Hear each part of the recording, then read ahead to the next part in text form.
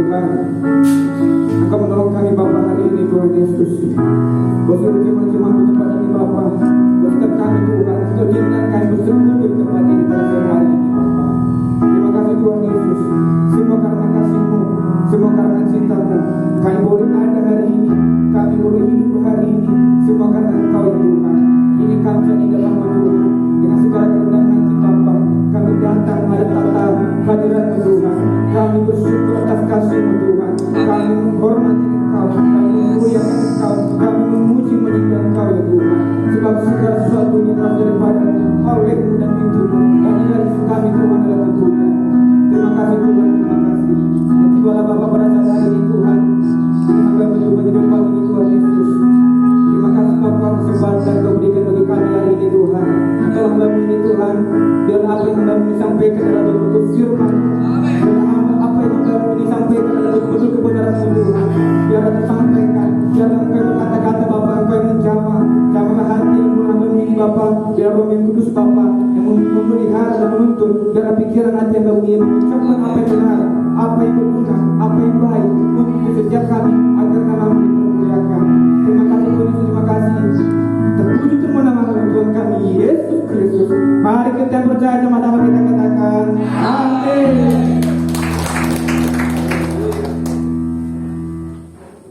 Sebelum kita duduk, satu lagu lagi, melayani lebih sungguh.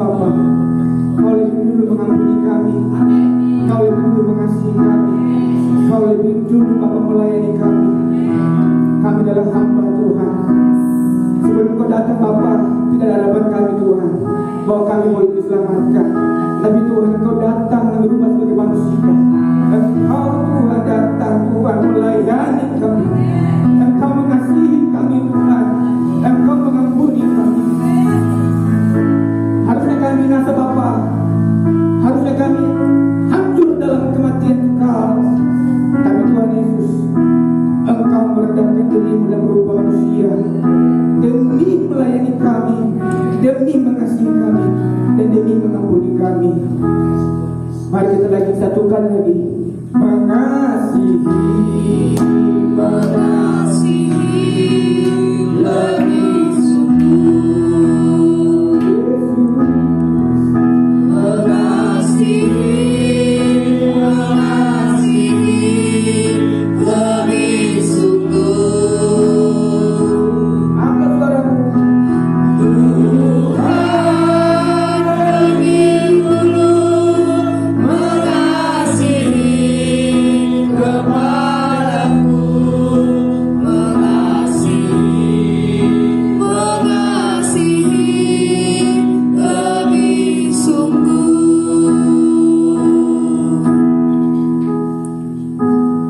Terima kasih Tuhan, terima kasih Bapa. Haleluya, haleluya. Mari kita percaya, katakan amin. Selamat pagi Bapak Ibu. Kembali kita berjumpa di minggu yang kedua di bulan Januari di tahun 2021. Hari ini tanggal 10 kita masih diberikan Tuhan kekuatan menjalani 2021.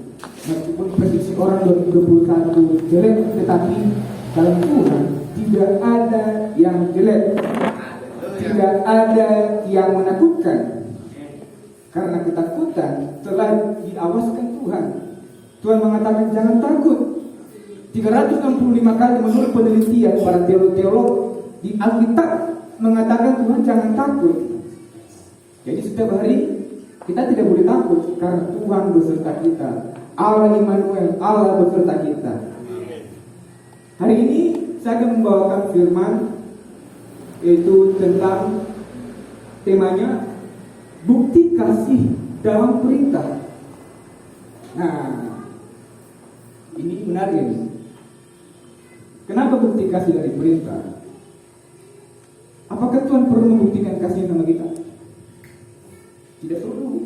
Tuhan tidak perlu membuktikan dia mengasihi kita lagi.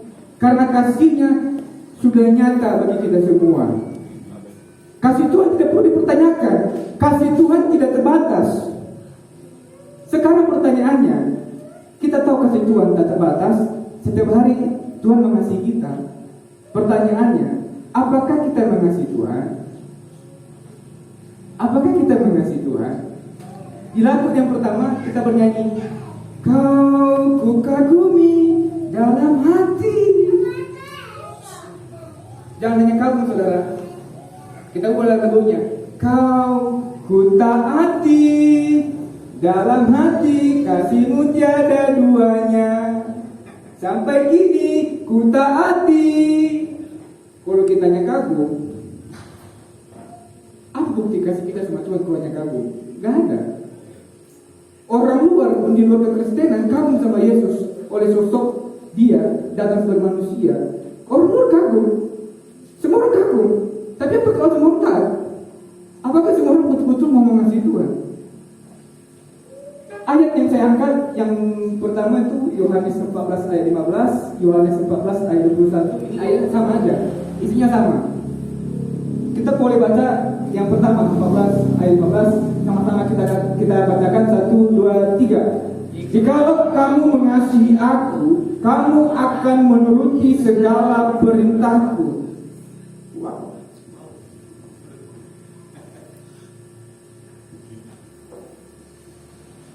Menuruti segala perintah. Tidak hanya satu perintah. Oke? Apakah hanya satu perintah? Apakah hanya dua perintah? Apakah hanya 3 perintah? Atau apakah hanya perintah yang aku mau? Tidak. Tetapi segala perintahku. Lanjut bang ayat yang selanjutnya. Mari kita baca sekali lagi ayat yang ke-21a. 1, 2, 3. Barang siapa memegang perintahku dan melakukannya, dialah yang mengasihi aku. Memegang perintahku dan melakukannya. Tidak hanya dipegang perintahnya. Ini kita pegang ini. Perintahnya kita pegang ada lengkap. Tapi kita lakukan.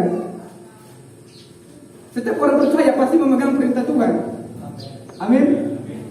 Kita semua pegang perintah Tuhan. Tapi apa kita lakukan? Lengkap. Perintahnya lengkap. Dari Kejadian sampai Wahyu, perintahnya lengkap. Pertanyaannya, kenapa Tuhan tidak mengatakan yang mengasihi aku, yang menanti-nantikan janjiku, yang menanti-nantikan janjiku? Kenapa Tuhan mengatakan perintah? Kenapa bukan orang yang menanti-nantikan janji Tuhan yang mengasihi dia? Semua orang pengen janji Tuhan. Kita semua mau diberkati. Kita semua mau hidup berlimpah-limpah. Bahkan di setiap kesempatan seringkali kita dengar bahwa tingkap-tingkap langit terbuka bagimu. Tetapi sebelum menjalani semua tingkap-tingkap langit, kita mesti melewati suatu proses yang namanya taat.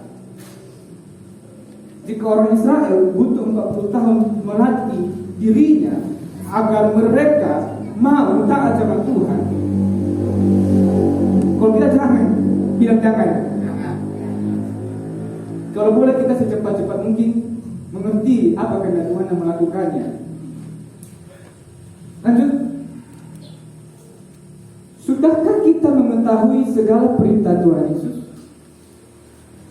Jadi pertanyaan gini, kata Tuhan Yesus kan gini, taatilah segala perintahku. Oke, bagaimana kita taati perintahnya kalau kita tidak tahu apa perintahnya? Sekarang kebanyakan kita datang ke gereja mendengarkan khotbah 1 jam, pulang ke rumah, apakah ada proses pertumbuhan? Firman Tuhan adalah segala perintah Tuhan. Apakah kita sudah mengetahui segala perintah Tuhan Yesus? Renungkan masing-masing. Kenapa perlu kita renungkan? Biar kita dapat mengasihi Tuhan. Karena sahabat tadi apa? Menuruti segala perintah Tuhan Yesus. Untuk bisa melakukan segala perintah, kita wajib dulu mengetahui apa saja segala perintah itu. Untuk mengetahui apa saja segala perintah itu, kita wajib rajin membaca Alkitab. Kenapa saya ulang-ulang kita baca kitab?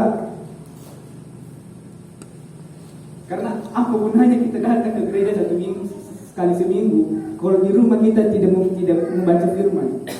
Kita hidup bukan hanya daripada makanan. Kita hidup bukan hanya dari minuman yang sesaat, tetapi firman Tuhan.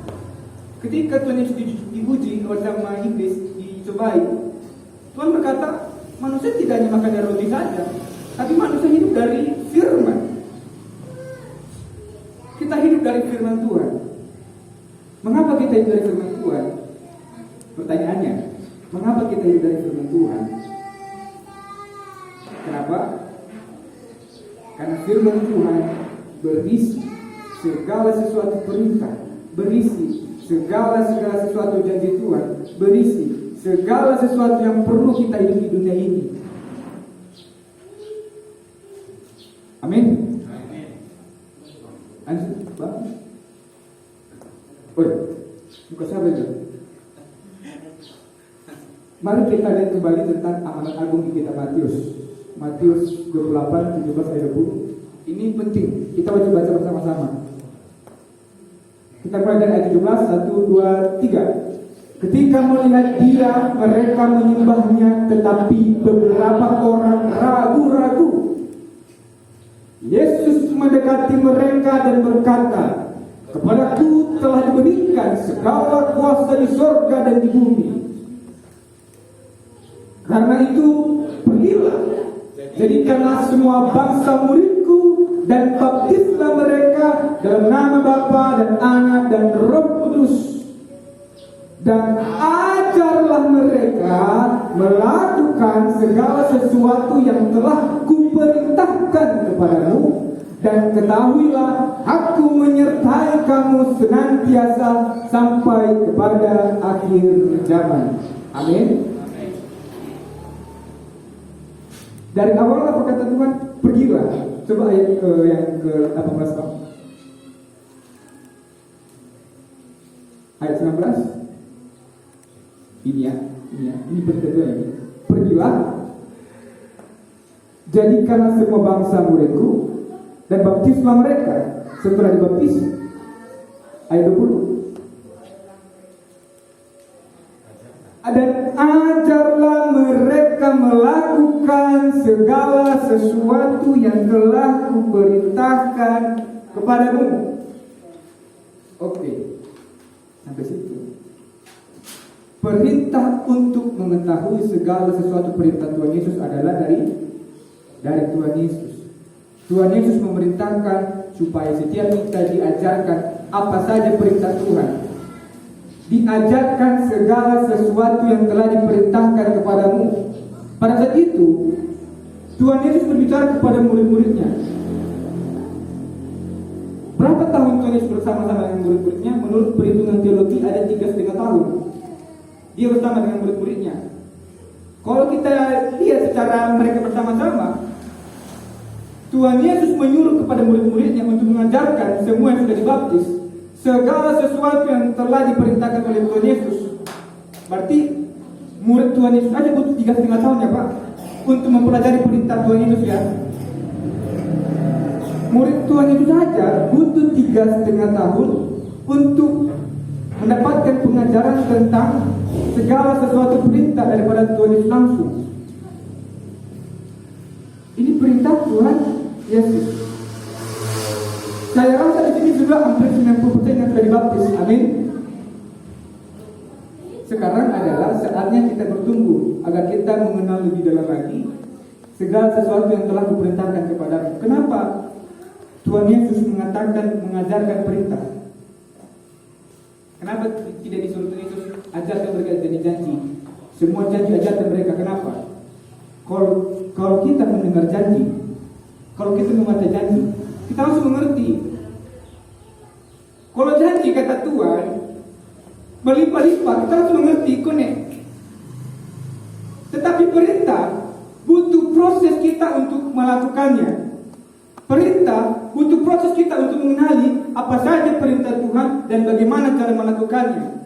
Dalam menjalankan perintah Tuhan, kita mungkin jatuh bangun. Makanya butuh pengajaran. Butuh pengajaran daripada perintah Tuhan Yesus. Dan ketahuilah, Tuhan Yesus menyertai kita senantiasa sampai kepada akhir zaman. Yang bilang, oke, ini dia tahapnya. Pergilah, jadikanlah semua bangsa muridku, baptislah mereka, ajarlah mereka melakukan segala sesuatu yang telah kuperintahkan kepadamu, supaya tidak ada lagi keraguan-raguan. Amin. Balik ke ayat 17, Bang. Ayat 17 yang pertama.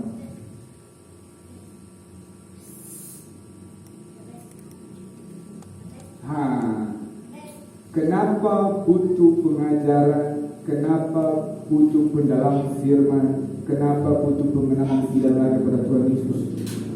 Bahkan ketika saat itu pun, yang ada di situ ketika Tuhan Yesus memberikan amalan agung, ada beberapa orang yang masih ragu-ragu. Mereka udah mulai Tuhan Yesus langsung.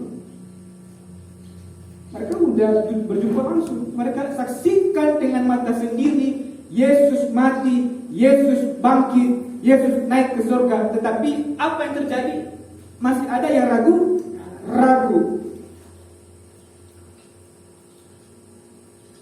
Mereka udah menonton Yesus, mereka jumpa langsung, mereka merasakan hadirat langsung.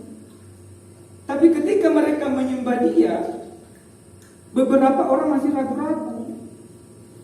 Makanya di ayat 18 Tuhan Yesus berkatakan, dibilang diteguhkan, kamu artinya gini, kamu jangan ragu-ragu ya. Kepada aku ini telah diberikan segala kuasa di surga dan di bumi.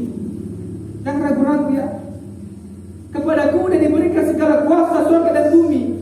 Jangan ragu kepada Yesus, karena Yesus adalah Tuhan yang benar, Allah yang benar, Allah yang maha besar, Tuhan yang juru selamat kita. Dia satu-satunya Tuhan, Dia satu-satunya Allah, Dia satu-satunya juru selamat. Tiada yang lain selain Dia. Kenapa Tuhan Yesus meneguhkan mereka kembali?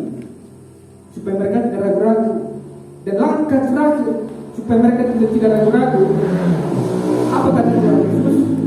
Ajarkanlah mereka segala perintah. Amin.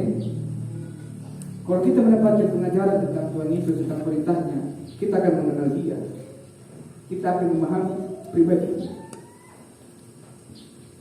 Satu-satunya tokoh keagamaan di dunia ini yang tidak pernah melanggar apa yang dia perintahkan oleh Yesus. Ketika dia menyuruh kasihilah musuhmu, dia lebih dulu telah mengasihi musuh. Dia telah lebih dulu mengasihi orang yang membenci dia. Dia langsung mempraktekkan apa perintahnya. Tidak ada di luar Yesus yang dapat melakukan seperti yang telah Yesus perintahkan. Yesus sendiri perintahkan, dan dia langsung mempraktekannya. Dia langsung memberikan teladan kepada kita semua. Amin. Lanjut, Bang. Di slide selanjutnya.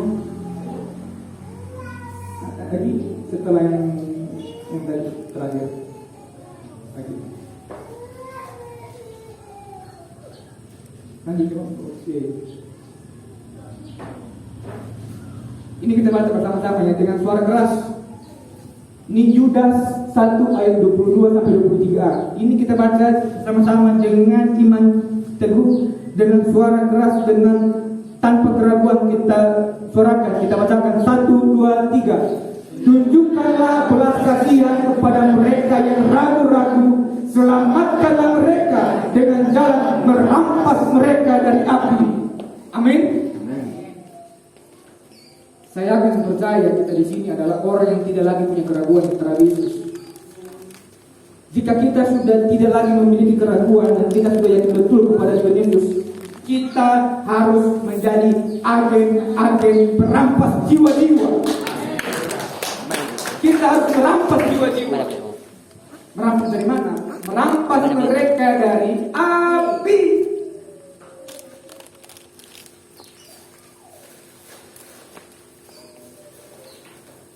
Saya seringkali sedih saudara jika merenungkan Tuhan.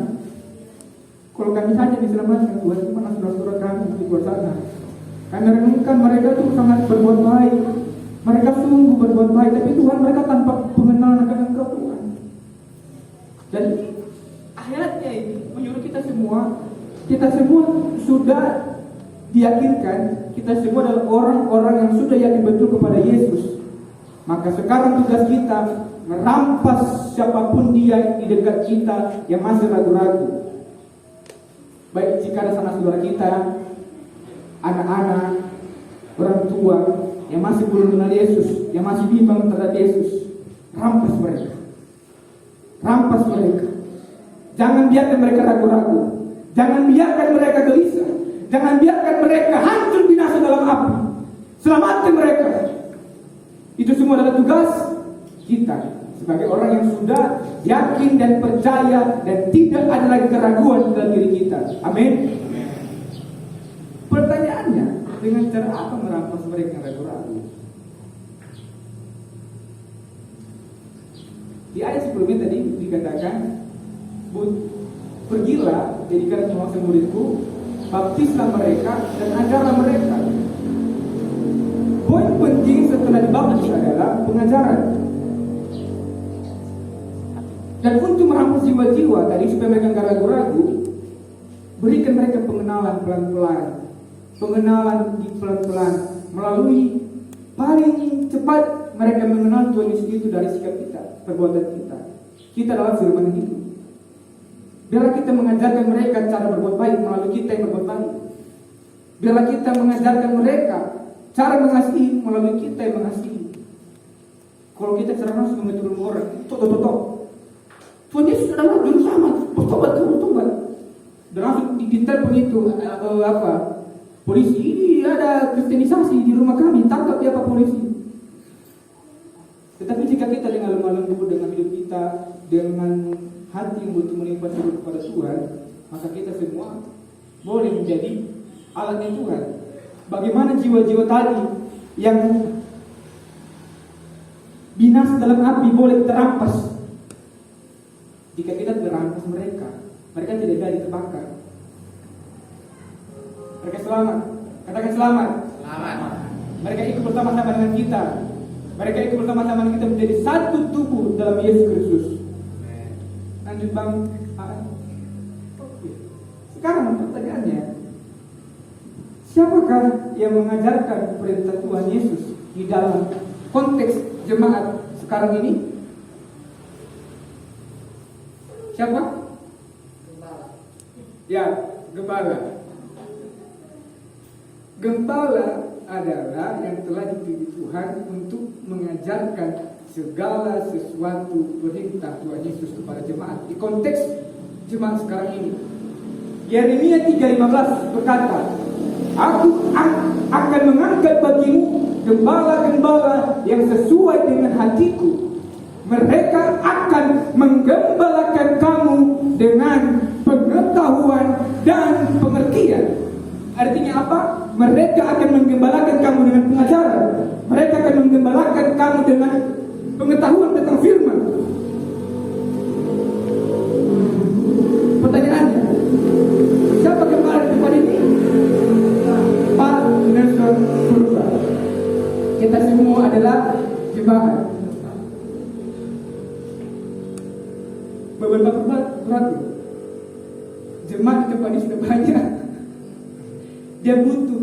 Artinya Pak Purba ini dia punya tugas diberikan Tuhan Yesus untuk mengajarkan segala sesuatu perintah yang telah diperintahkan oleh Tuhan Yesus. Amin. Tapi pertanyaannya, apakah sekali seminggu cukup untuk mengenal perintah Tuhan? Tidak. Butuh tiap hari untuk mengenal firman Tuhan. Pertanyaan lagi, apakah Pak Nelson Purba hadir di setiap rumah tiap-tiap hari untuk mengajarkan firman Tuhan? Tidak mungkin. Dia juga punya pekerjaan, dia punya istri, dia punya anak. Sekarang untuk meringankan beban Pak Nelson Purba, lanjut Bang selanjutnya. Untuk meringankan beban Pak Purba, mari kita rajin membaca Alkitab. Katakan amin. Jika kita rajin baca Alkitab, maka terpenuhilah semua jemaat sudah mengenal segala sesuatu perintah Tuhan Yesus. Maka dengan seperti itu juga kita semua telah membantu Pak Purba meringankan bebannya. Karena tugasnya itu sebagai gembala, kita dukung dia. Jangan kita ngambek. Capek nanti dia mengajarkan kita kalau kita ngambek. dia penyuruh. Baik kan? Seperti kata Bapak Egi kemarin waktu di rumah Egi. Jangan yang berpening gembalamu supaya dia panjang umur, supaya dia sehat-sehat saja. Kita dukung dia. Salah satu tugasnya adalah pengajaran, supaya semua jemaat di sini boleh mengenal Tuhan. Di bidang lagi setiap hari baca Alkitab. Jika ada yang tidak mengerti, baru boleh tanya sama Pak Purba, Pak Pur, ini di ayat sekian ada begini Pak, apakah ada kontradiksi? Aku kurang mengerti. Boleh. Artinya ada aktif. Daripada jemaat aktif, dari Pak Purba ada juga saling aktif. Kalau hanya dari Pak Purba saja mengajarkan, sedangkan kita tidak aktif untuk mau mengenal firman Tuhan, makin tambah berat bebannya. Pening dia. Bagaimana pertemuan jemaat ini Tuhan? Udah berapa tahun tapi begini-begini saja. Sekarang saatnya 2021 jemaat-jemaat Naumiri lebih lagi bertumbuh dalam iman pengenalan akan Tuhan. Mari kita dukung Naumiri menjadi hamba-hamba Tuhan yang mengenal perintah Tuhan Yesus. Kita dukung gembala kita tempat ini. Dia udah capek loh. Aku tahu dia tiap hari bawa kelapa muda, sore, pagi-pagi hari Minggu udah datang untuk mengantarkan dulu ke kota kelapa muda sampai ke sini. Susah dia mengajarkan saudara. Gak ada waktu lagi. Jadi untuk mempermudah tanggung jawab yang berat itu yang diberikan Tuhan, mari kita mendukung Pak Purba. Ada seperti itu. Jadi sama seperti halnya pada zaman Daud, tidak raja atau imam, tidak hanya imam yang bekerja, tapi ada yang saling mendukung, saling satu dengan yang lain. Sekarang pun bukan Pak Purba yang mengajar, tetapi kita saling menasihati, saling membangun satu dengan lain, saling menasihati. Biarlah jemaat-jemaat Naumiri dibilang seperti Tuhan. Amin. Haleluya. Kalau nanti jemaat Naumiri sudah bertumbuh, kita dapat membuka pospek ini, bilang lagi jiwa-jiwa di luar sana yang belum mengenal Yesus, dapat mengenal Yesus. Ini GBI nama Miri bukan lagi pos PI tapi udah cabang. Kalau sudah cabang, kita punya hak bebas membuka pos PI di mana-mana. Kita bisa menjangkau jiwa-jiwa yang belum mengenal Tuhan Yesus, kita rampas. Katakan rampas. Rampas. Yang belum percaya Yesus kita rampas. Rampas. Sekarang kita harus punya semangat untuk merampas jiwa-jiwa. Amin. Ini kata-kata merampas agak konotasinya agak keras ya, agak ngeri dikit. Cuma lanjut bang. Oke, ini terakhir ini. Tahu segala sesuatu perintah Tuhan Yesus. Itu yang tak ada. Kita mesti dulu pertama tahu dulu apa saja perintah Tuhan Yesus. Setelah kita tahu, baru kita boleh melakukan segala perintah Tuhan Yesus. Jika kita sudah melakukan segala sesuatu perintah Tuhan Yesus, baru kita boleh mendapat predikat adalah orang-orang yang mengasihi Tuhan Yesus. Amin. Makanya saya tadi nyanyi melayani lebih sungguh, mengasihi lebih sungguh. Tuhan sudah lebih dulu melayani kita. Tuhan sudah lebih dulu mengasihi kita. Tuhan sudah lebih dulu mengampuni kita. Sekarang saatnya kita adalah hamba-hamba Tuhan yang betul-betul mengasihi Tuhan. Amin. Sekarang kita harus lebih lagi, karena di zaman-zaman ini udah betul-betul lagi zaman. Berbagai macam kontradiksi di luar sana, di seluruh dunia, berbagai macam tanda-tanda sudah mulai bermunculan.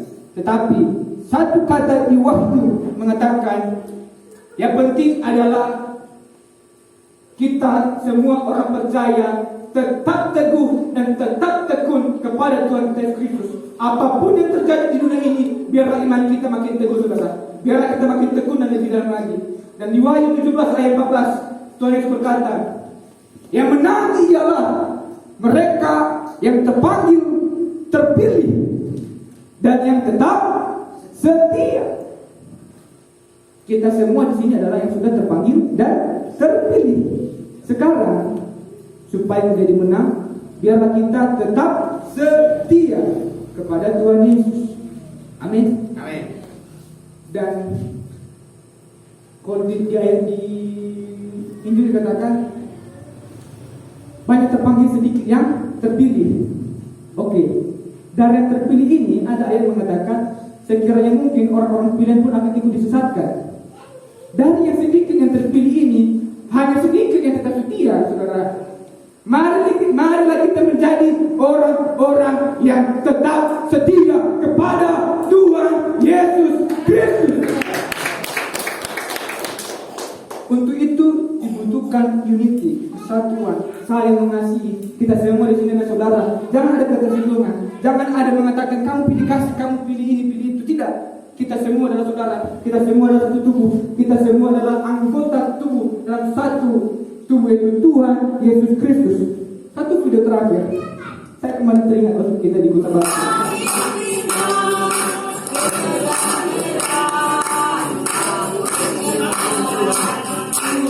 Ini ada persatuan, kita kasih, menangis dengan yang lain. Dan hari kita tinggalkan. Kita adalah saudara. Kita adalah saudara. Kita satu. Jangan ada perpecahan. Iblis jahat suka kalau kita berpecah. Iblis suka kita kalau kita jauh daripada Yesus.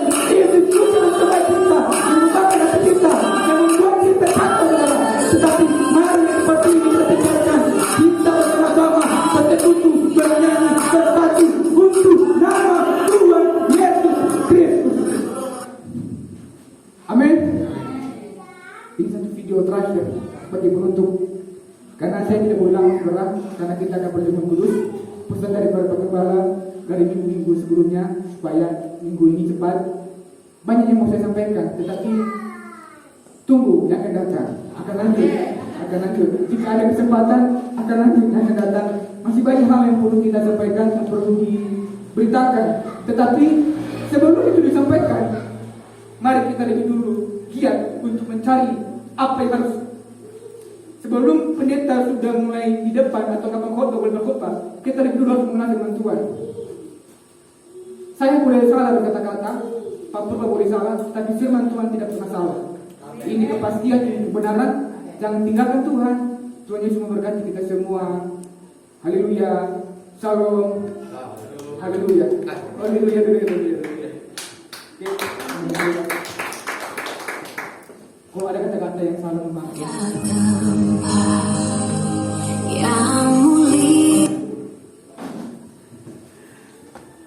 Kayaknya enak memang itu ya.